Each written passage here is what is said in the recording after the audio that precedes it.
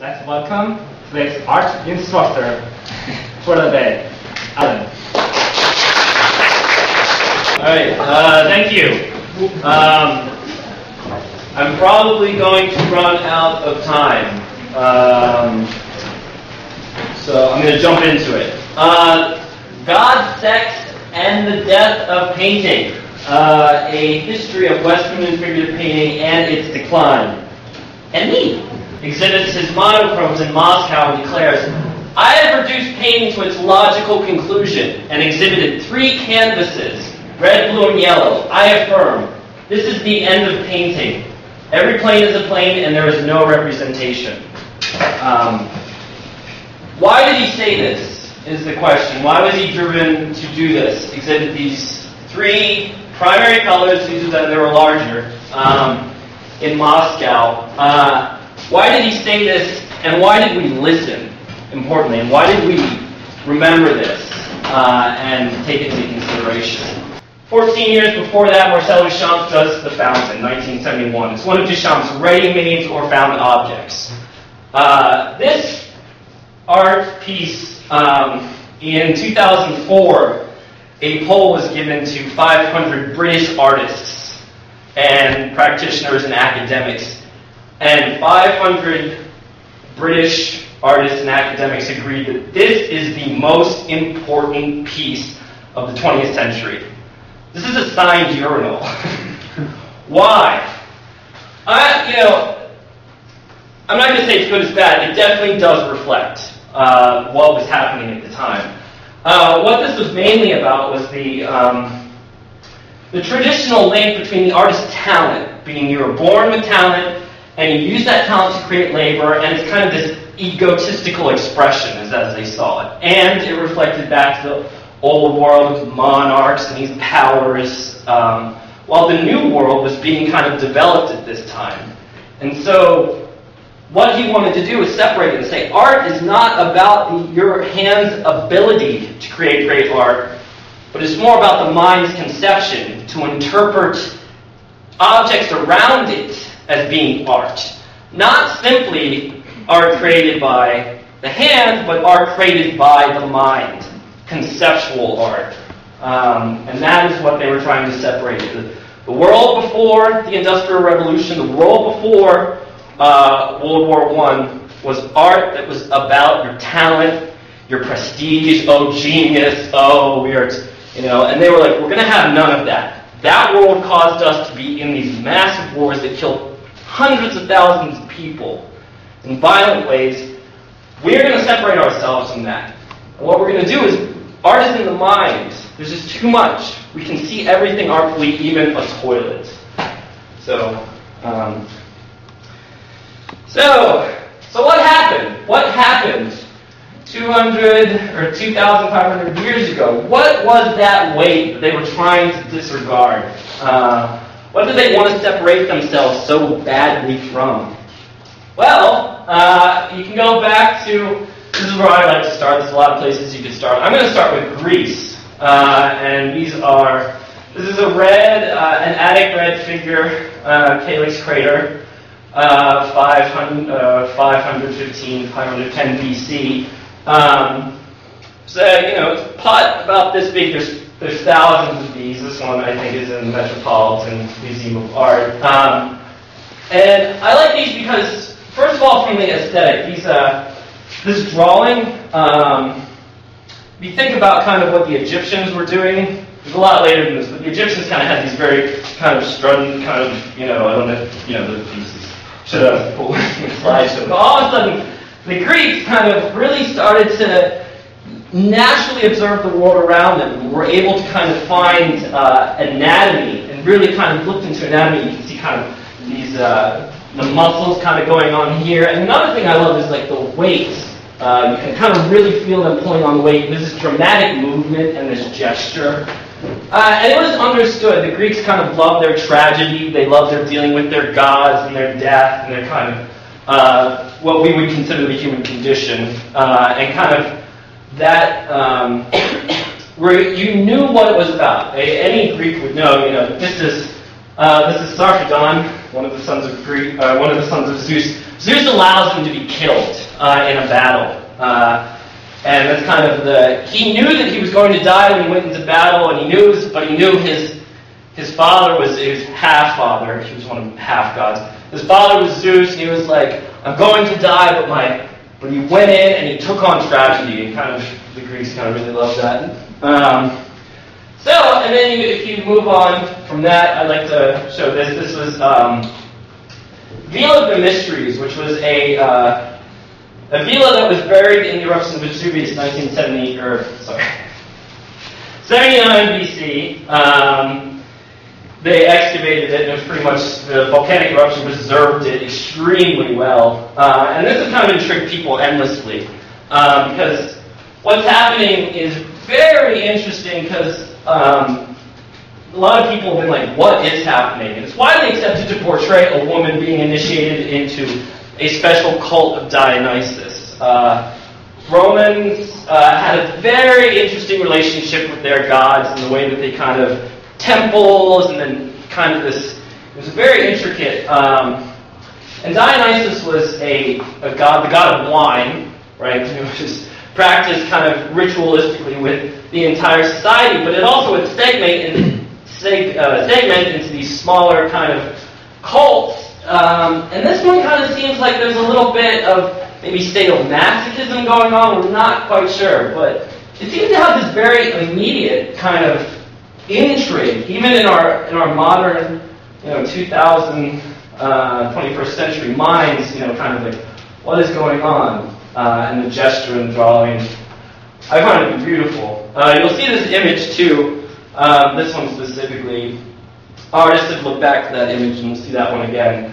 Alright, so then we jump. I put this up. This is an image kind of from the Byzantine era of art. You kind of have an image of Christ. He almost looks like he could be Rasputin, very angry, and he's put in this kind of separate world away from us, and kind of this angry, you almost fear him. You just kind of want to, oh, I'm not gonna, please no, right? But then Giotto decides to, in 1305, in Scrivani Chapel outside Padua. Padua is a little bit, about a half-hour south of Venice on the Italian peninsula. He moves away from that Byzantine style and paints Christ right here, as you can see, as kind of very emotional dead, very much was alive, and kind of goes into the individual elements of how they're reacting. You can see he's throwing his hands out in his grief. And he must have done it through natural observation. He was to have naturally observed. There's the story that he was discovered by his teacher Ciambui,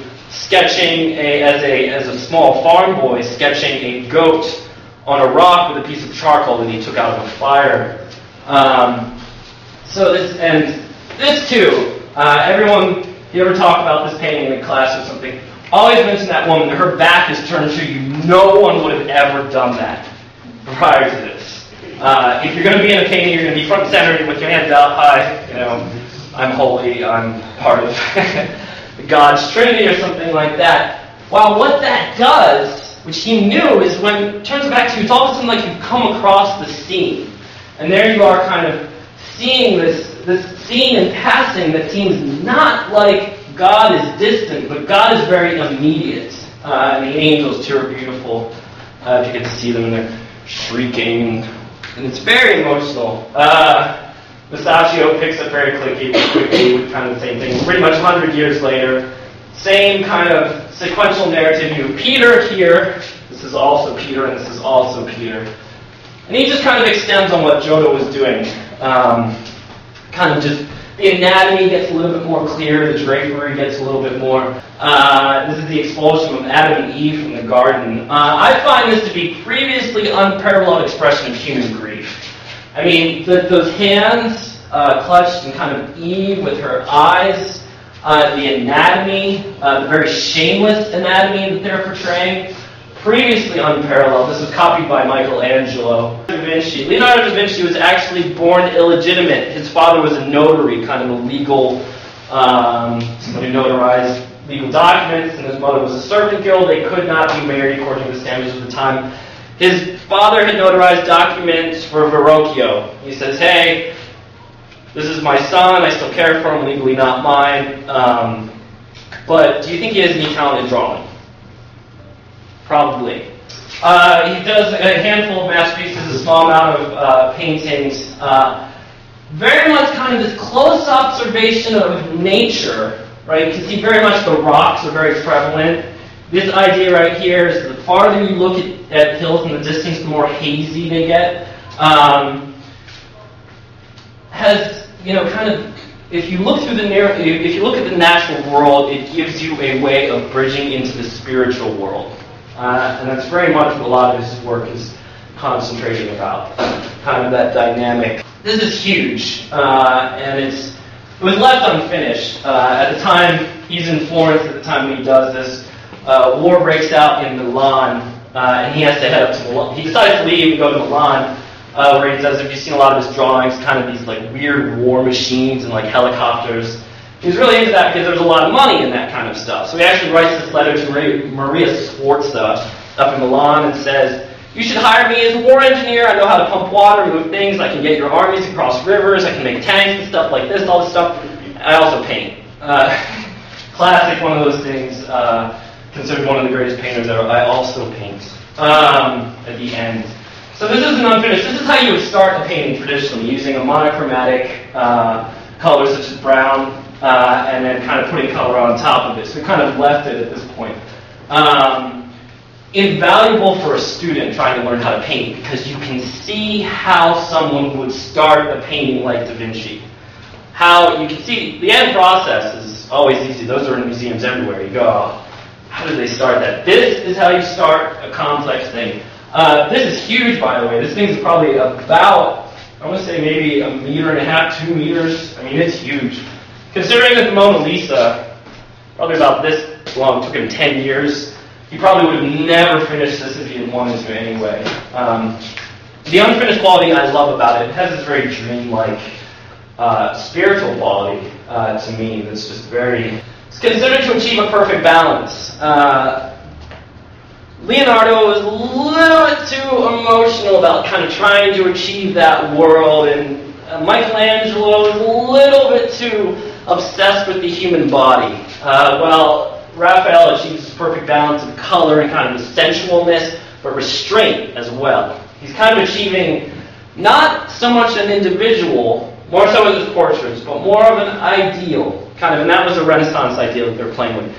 You want to look at the world around you, but you also want to filter it through this kind of your mind, to kind of take nature and then control nature. And he achieved the perfect balance. This is another one of these. So perfect that in a lot of ways he kind of led to mannerism, which I'll talk about a little bit later. Here's another one of his, a masterpiece of his work, the shadow and the light. The shadow becomes very influential on other artists. And then we jump to Titian. All right. So this is the Venus of Urbino. Titian was Venetian. Venice was making a lot of money at the time from the trade between India, spice trade between India. They were sailing, had a large armada of ships and were sailing, and pretty much monopolized all of the spices going through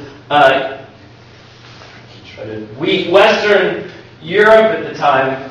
So much trade was coming through there. The Venetians were getting rich and independently rich, and they had separated themselves from the Roman Catholic Church enough at that time that they were like, it's almost one of the births of a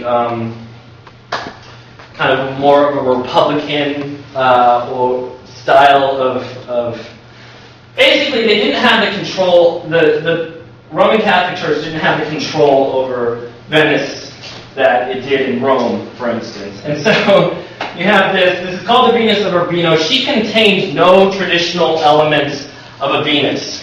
You could do a naked woman in Italy at the time, but you'd have to put her on a seashell, put her on the river, or give her certain attributes. You knew that she was Venus. This is not Venus. She is clearly erotic. So much so that it offended Mark Twain, who called it one of the most vulgar pieces of art in Western civilization. Said it was not fit for a museum. Part of the thing that makes her so offensive is her direct eye contact. Her face doesn't turn directly at you, but she's looking at you. And of course, her left hand, which is very indiscriminate. It influences later artists more supposed to be as muses, not really seen. The idea is that they're kind of the muses of tragic poetry, the woman with the glass. Tragedy is represented as a glass pitcher because it breaks and it's fallible and you can see through it. Well, the woman with the flute is kind of pastoral. Beautiful paint quality. The Venetians were painting, at this time, started painting on canvas. Prior to that, it had been a wall in a church or wood. And since Venetians had so much access to different fabrics for their ships and the sails for their ships, and just trading expensive fabrics, the Titian starts to paint on canvas. Canvas, you can put a lot more layers. This is one of the paintings he does at his death. At this point, the one thing I want to say about this is he had done so much painting. At this point, he's probably 90. There's some debate.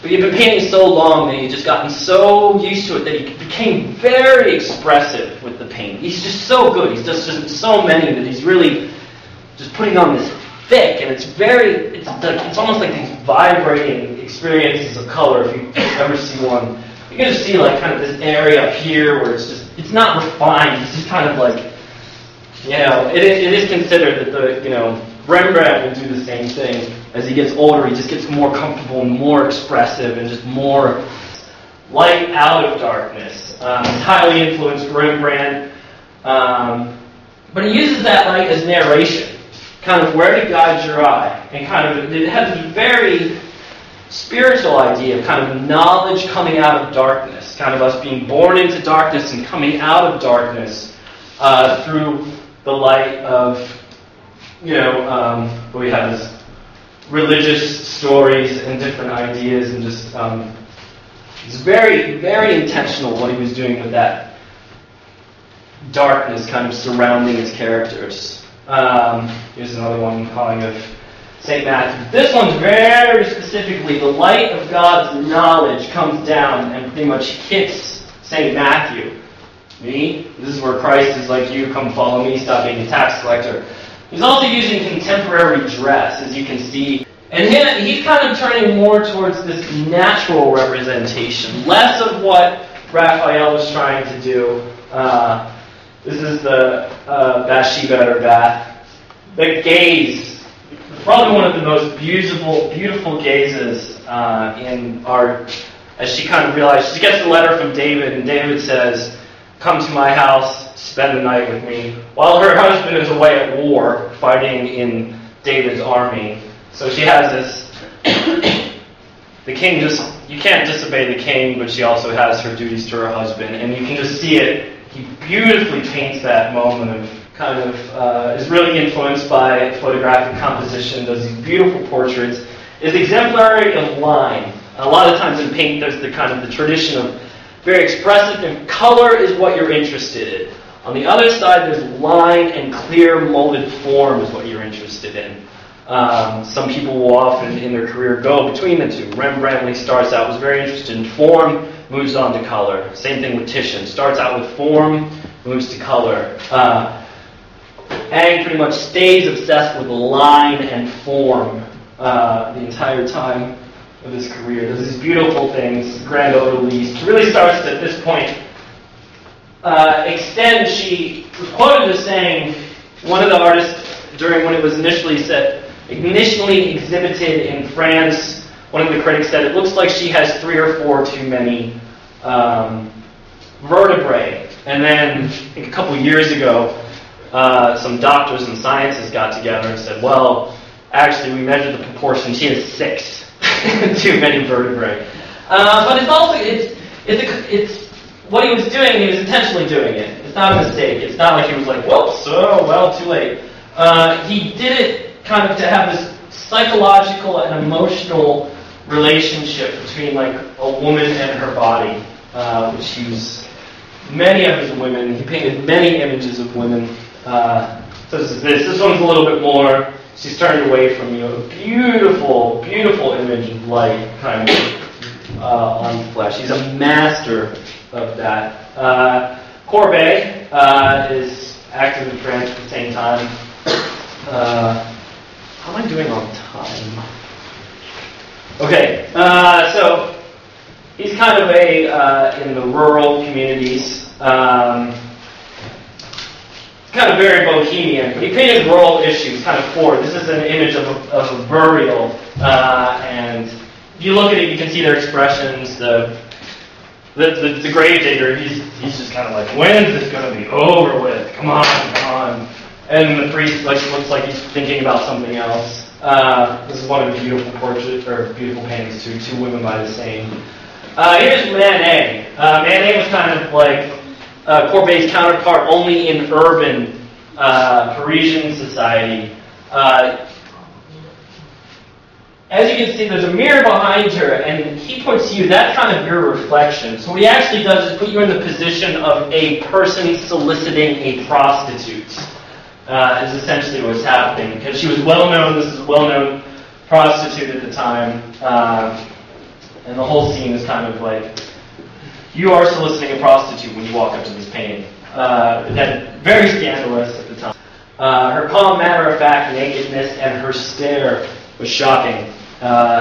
This is when they actually had to create basically a rejected salon, which basically just means art show, gallery at the time, and that's kind of the birth of this, when so many of these guys are just painting paintings that are just not accepted. Degas, bold representation of movement, space, the floor kind of going up.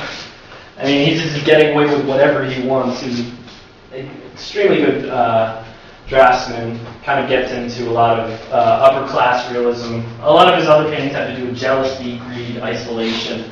A lot of these are actually darker than people think they are. I don't know if you guys have seen these before, but a lot of what he's focusing on is what these girls are being put through.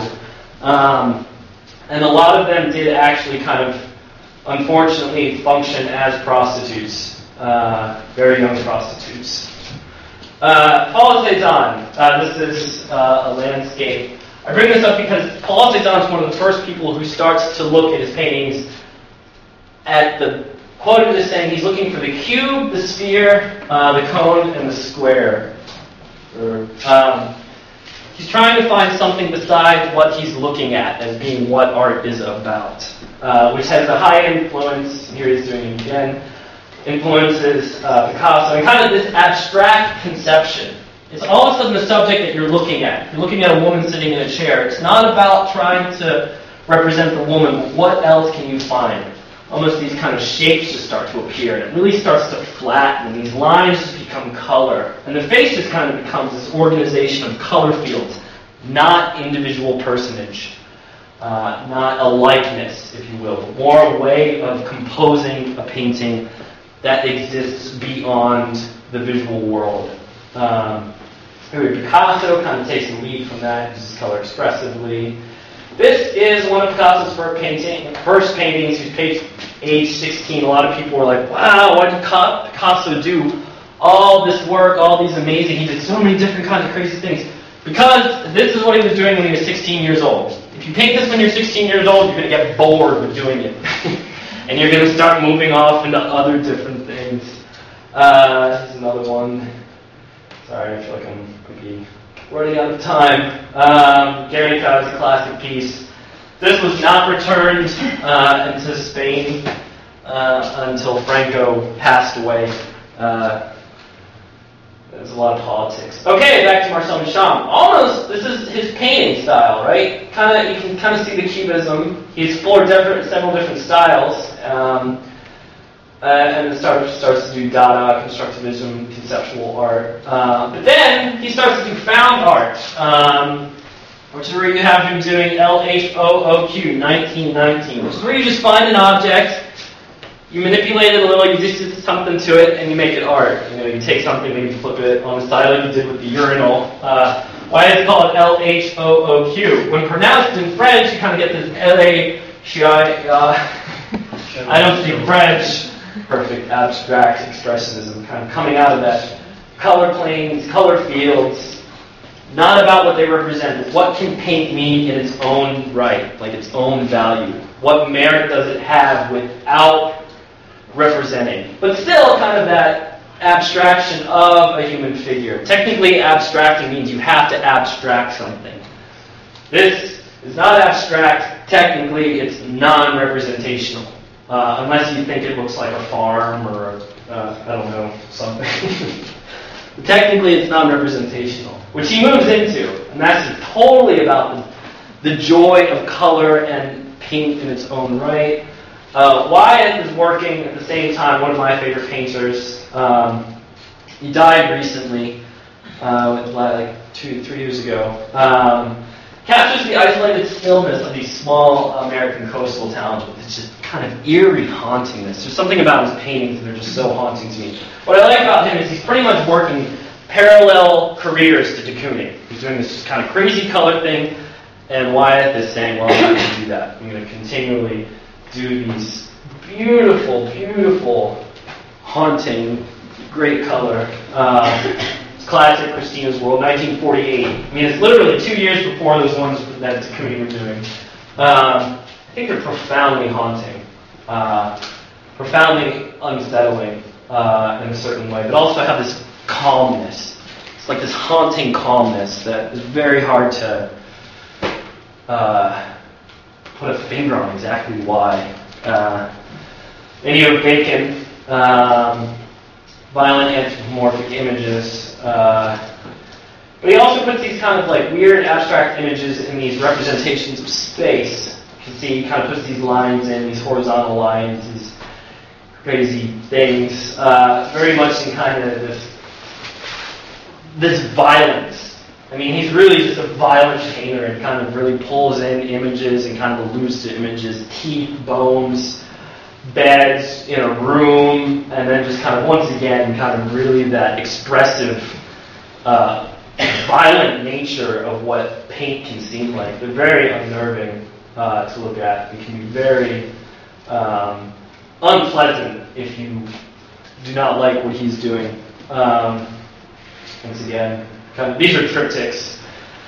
This one's famous as one of his kind of interpretations of the Pope. And then Damien Hirst, this is kind of, he is alive right now. He's the richest living artist in the world. He's British. He has achieved more wealth than anyone else. He actually sold, I was reading, he sold one of his works to a Korean, and it should be up in Seoul, actually, for a ridiculous amount. This is a calf that he took, cut in half, put in. I'll give you some more images of it.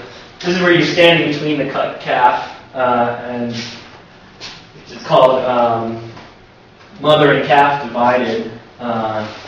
But he is it right now. He is probably the most important living artist. And what you have is a calf divided into soaked in formaldehyde and dropped inside a box. I think that there's kind of religious ideas that he's working with. He's smart. He knows what he's doing. But there's this overriding cynicism that sometimes is very difficult for me. Shark. Living, the physical impossibility of death in the mind of someone living. 1991. There was a lot of debate over this. He upset a lot of people. Seems like one of the probably best things you can do as an artist these days is upset as many people as you can. Because no press, or wait, all press is good press. What is it? No press is bad press. I forget. So, yeah, the shark was caught for him and put in formaldehyde. This was in New York, in the Metropolitan, sold to for, I don't know, geez, like $25 million someone bought this for. Am I running out of time? How much time do I have left? I'm out of time, probably. I'll go through this. So, I went to Florence, studied art. I got very into narrative art. I'm very much into a lot of the paintings that we looked at. The theater was something that intrigued me. I also tried to take my hand in history painting in my own way. Most of these were works from photography. This is my take at one of kind of more of a biblical, an Annunciation scene. kind of the angel coming down to Mary. I did this in undergraduate. Ooh, really can't see that. More kind of, here's a dance that I did, my influence of Degas. Text. So I've always been like a lot of times I really like to do still lifes, and I was trying to figure out a way to do still lifes, objects that you set up on a table, but at the same time do narrative work that kind of speaks. And what I found, ooh, that's dark. What I did is collected a bunch of dolls and kind of put them on the table and kind of had this interplay with objects and setting up these narrations. Let's see, yeah, those are very dark. But then these dolls that I set up, I built these kind of sets around them. Two of them I brought, I hung them up over there also so you can see. Those are the ones I've been working on while I've been in Korea. Here's another one. Yeah, it's basically to somehow use to make figurative narrative art without doing something that's already been done, to kind of have a new thing. And what I've been doing has been able to use dolls and kind of place it in certain ways where they kind of take on these human emotions. And I was kind of very interested in that. Here's another one. And the last one. Okay. Sorry. Did I go? Oh, not bad. Yeah, it could be worse. Let's give him a big round of applause.